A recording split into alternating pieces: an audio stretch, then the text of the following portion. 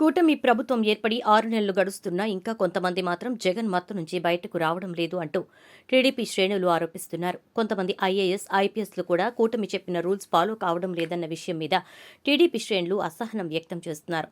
వైసీపీకి చెందిన ఐఏఎస్, ఐపీఎస్లు కూటమి ప్రభుత్వం ఏ జీవో ఇచ్చినా అమలు చేయడం లేదు అంటూ నేరుగా చంద్రబాబు, పవన్ కళ్యాణ్ మాట్లాడుతూనే ఉన్నారు. అయితే ఇన్నిసార్లు వీళ్ళు ఇదే మాటలు చెప్పడం వెనుక ఒక కారణం ఉంది.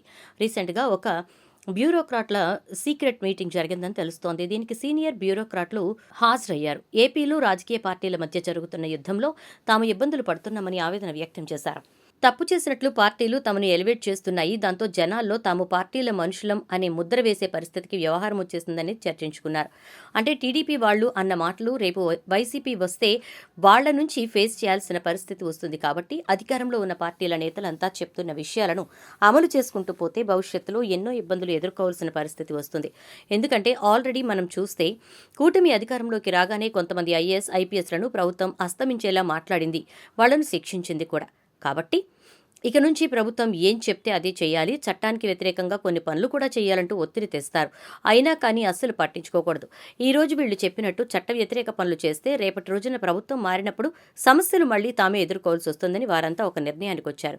అయితే చట్టబద్ధంగానే ప్రభుత్వం ఏం చెప్పినా చేస్తామంటూ డైరెక్ట్గా ప్రభుత్వానికి చెప్పకుండా వాళ్ల చర్యల ద్వారా తమ నిర్ణయాన్ని చెప్తున్నారు.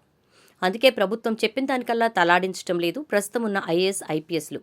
అందుకే కూటమి ప్రభుత్వం కానీ, టీడీపీ సోషల్ మీడియా, టీడీపీ శ్రేణులు అంతా కూడా వైసీపీ అధికారులు అంటూ పదే పదే వాళ్ళని కించపరిచే విధంగా మాట్లాడుతూ వస్తున్నారు. వాళ్ళు చేస్తున్న ఈ చర్యల కారణంగా కూటమిలో ఫ్రస్ట్రేషన్ పీక్స్కి వెళ్లిపోయి వాళ్లను ఇష్టారీతిని అవమానిస్తూ వస్తోంది. కూటమి చెప్పినట్లల్లా తలాడించడం లేదు అంటూ ఈ అధికారులంతా కూడా వైసీపీ మత్తులోనే ఉన్నారు అంటూ, జగన్నే ఇంకా సీఎం అనుకుంటూ ఉన్నారు అంటూ సూటిపోటి మాటలతో అవమానిస్తున్నారు.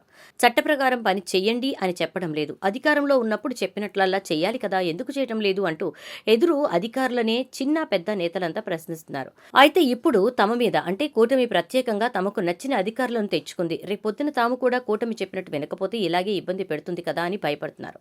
దాంతో చట్ట వ్యతిరేక కార్యక్రమాలకు పాల్పడటం లేదు. అలాగే మరోవైపు వైసీపీ కూడా నెక్స్ట్ టైం కనుక తాము అధికారంలోకి వస్తే ఇప్పుడు ఉన్న అధికారుల అంతు తేలుస్తామంటూ ఇండైరెక్ట్ వార్నింగ్స్ కూడా ఇస్తోంది. దాంతో ఇదంతా ఎందుకు, ఒక సిస్టమ్ ప్రకారమే వెళ్ళాలి, అప్పుడు ఎవరికి భయపడాల్సిన పని ఉండదు అని డిసైడ్ అయినట్టు తెలుస్తోంది.